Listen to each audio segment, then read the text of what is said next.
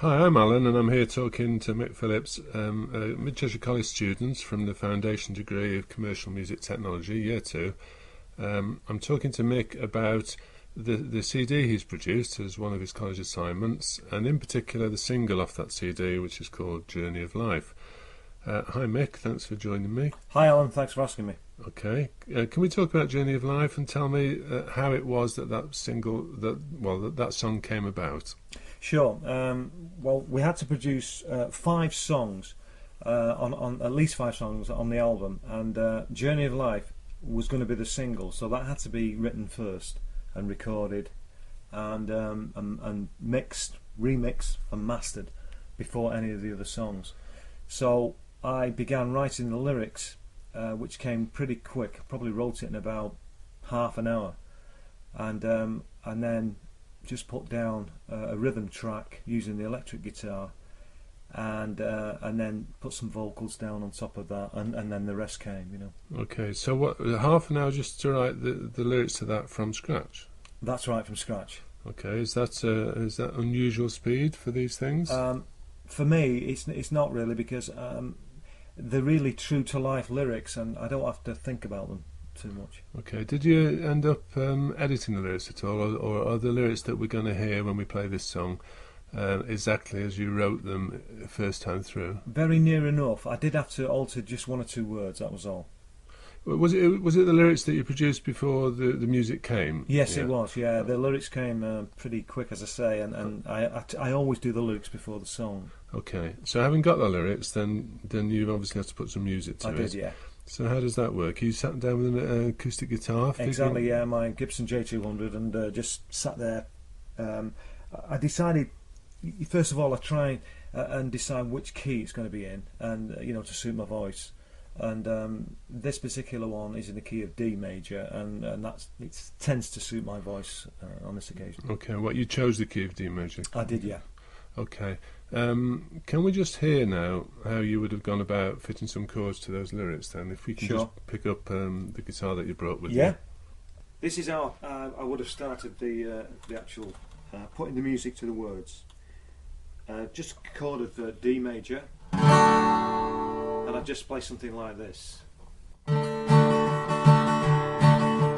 to A.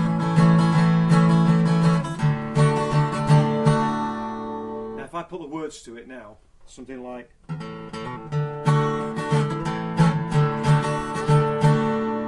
was reading the news the other day.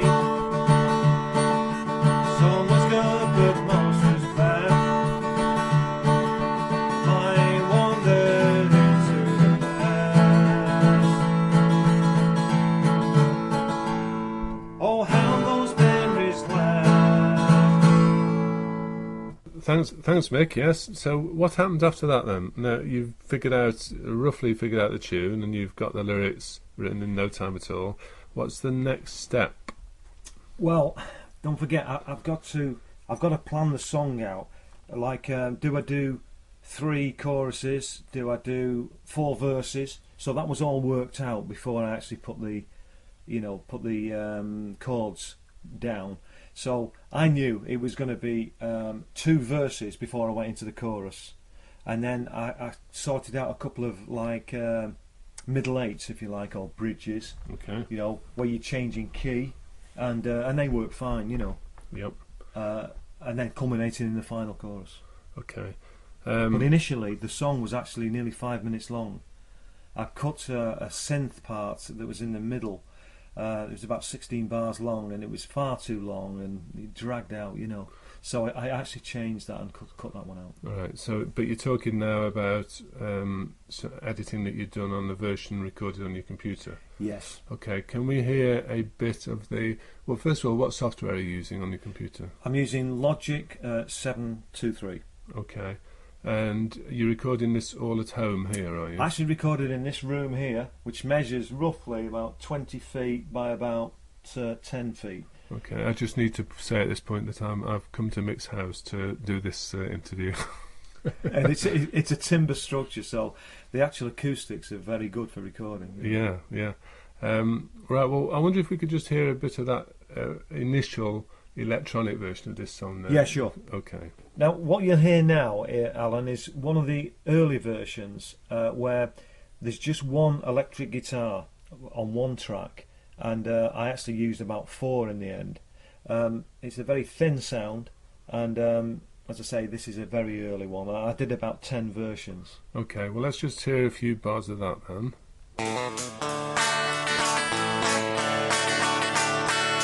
I was reading the news the other day. Some was good, but most was bad. The mind wandered into the past. Oh, how those memories last. I remember when I was a child. Right, Mick, can we listen to a subsequent development of that song now, where I think you replaced the single thinner guitar sound with something a bit more substantial? What did you actually do there? I actually recorded the electric guitar, which is a Telecaster, through my amplifier with an SM57 in front of it, into the preamp and then into the computer. And I actually recorded probably 3 more tracks. 3 more electric guitar tracks. So that wasn't just the same track 3 times? It wasn't. They were recorded separately. Okay.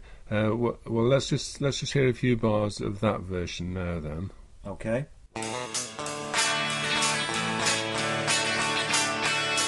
I was reading the news the other day. Some was good, but most was bad. The mind wandered into the past. What you find on that version is that the drums start right away from the beginning, and in the later version, they enter at bar 27. Oh right, okay, yeah. I personally quite like it when the sound builds up over a period of time where maybe the bass comes in and then the drums come in and then the extra voices and all that stuff to make a big sound. It works quite well, doesn't it? It does, and in fairness, it wasn't my idea, to be honest. It was Matt Wanstall's idea to actually build it up, and it turned out great, in the end. Right, Matt being one of your tutors. Yes, he was in charge. Yeah. I might have suggested that too, Mick. Okay, now I want to move on. I'm still on that same track. But you've got some piano and some synth. Did you play both of those yourself? Yes, I did. I'm not a very good pianist, to be honest. Okay, well, let's just hear a few snatches and we'll judge for ourselves. Okay. It took me 18 months to walk. Life's a journey we must take. Okay, now let's hear a little bit of the synth that you were talking about. Yeah, sure. Life's a journey we must take.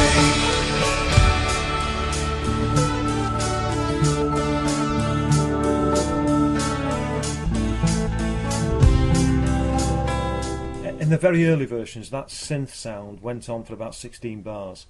I whittled it down to 4 bars, but it still wasn't right, so I actually replaced it with an acoustic guitar sound. Okay, and the piano? The piano, Matt, of course, who's in charge of the course, and he's a pianist himself, keys player. He didn't particularly like my playing, and it wasn't good, to be honest. And so I got rid of the piano sound eventually and replaced them with acoustic guitar sounds. Okay, so or blues harp. Right, so with all of those changes, what we've ended up with is pretty much the final version. Correct. Is that right? Yeah, but we've not mentioned the vocalists yet, of course. Of course, no, we do need to say that. Yes. Yeah. Can you tell us who Keely and Rod are? Okay, Keely Cheswick, a lovely girl. She's about 4'0", but she's a great voice on her. Now, she was on the National Diploma course 2003 to 2005, which I was on as well. And we've sort of kept in touch, and she's actually put some vocals on another song of mine. She's just got a great voice. Okay, well, she fits in really well with this track. Actually, when we listen to the final version in a minute, listeners might think that there's a touch of pentangle going on here. That's what struck me straight away. And I can't remember the girl's name in Pentangle, but Jackie McShee or something is this? I'm not sure, to be honest. But she's a very highly rated singer, so yeah. And that's what I thought of when I heard, and I've heard Keely play actually in other Yeah. college events. She's actually on tour. She's touring Europe at the moment, so there are 6 other guys. Right, yeah. Well, you were really lucky to get her. And Rod was the other guy? Yeah, Rod's a mate of mine. We're duo partners, if you like. We play country rock and 60s stuff. So he came and put some backing vocals on for me, as well as Keeley's as well. Okay.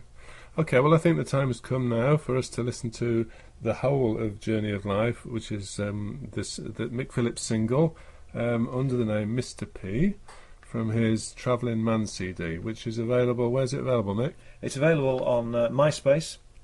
Okay, what's your MySpace site? It's myspace.com/StopfordMick. That's STOPFORDMICK. Okay, and is it available anywhere else? It's available on the eMusu website, which if you go into Inclusive Records, if you type in emusu.com, Inclusive Records, you'll find my single on there as well. Okay, I'll put those links for any of you. If you're interested in those links, I'll put them on the blog notes for this particular podcast, which you'll find at mccmusic.podomatic.com.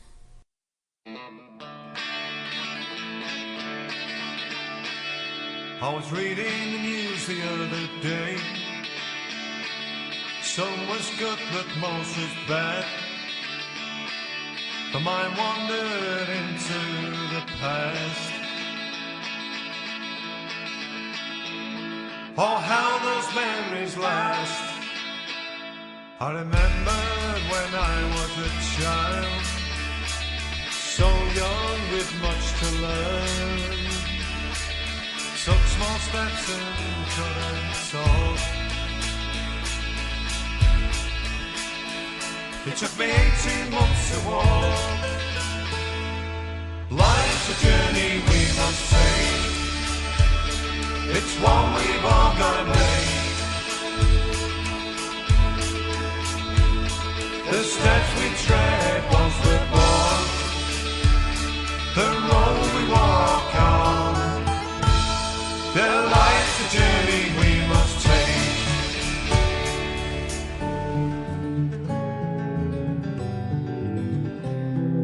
We go to school, get a job, find ourselves a mate, buy a house, have some kids. Oh, how life's great. Yeah, life's a journey we must take. It's one we've all got to make. The steps we tread once we're born, the road we walk on. Yeah, life's a journey we must take.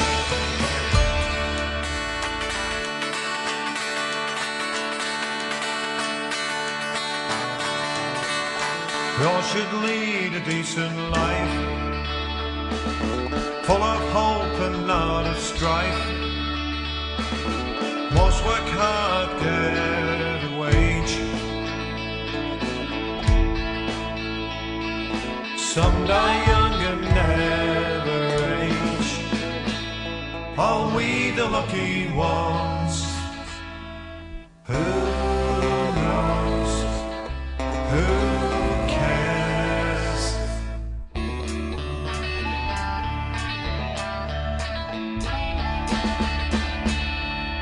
Life's a journey we must take. It's one we've got to make.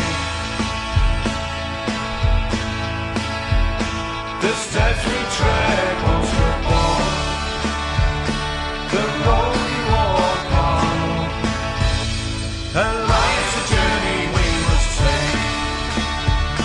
Oh, life's a journey we must take. And life's a journey we must take. Oh, life's a journey we must take. And life's a journey we must take. Oh, life's a journey we must take. Oh, life's a journey we must take.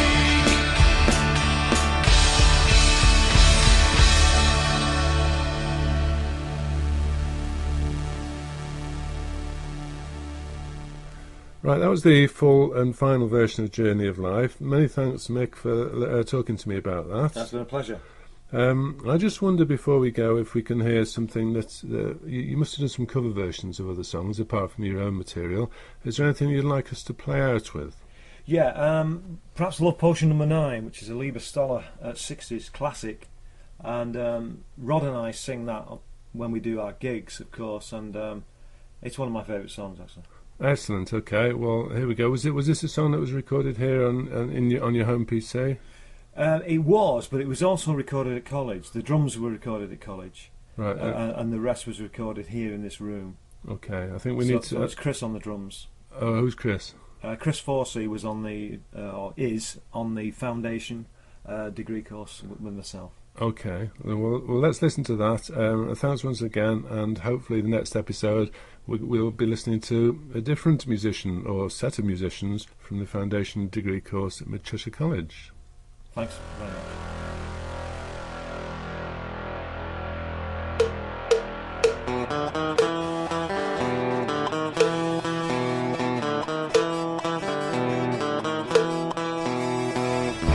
I took my troubles down to Madam Ruth. You know that gypsy with the gold cap too. She's got a pad down on 34th and Vine, selling little bottles of Love Potion number 9.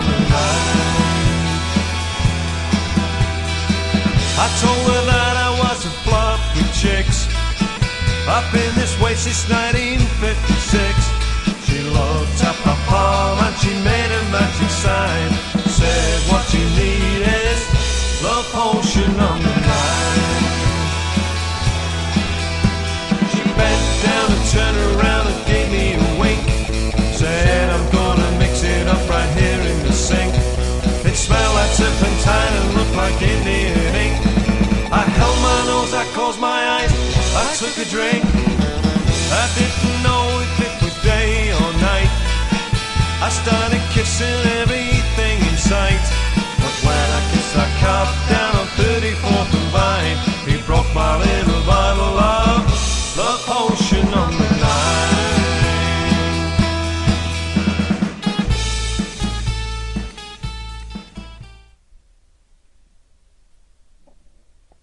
We're supposed to be recording silence here, but Mick's stomach is getting in the way, I'm afraid.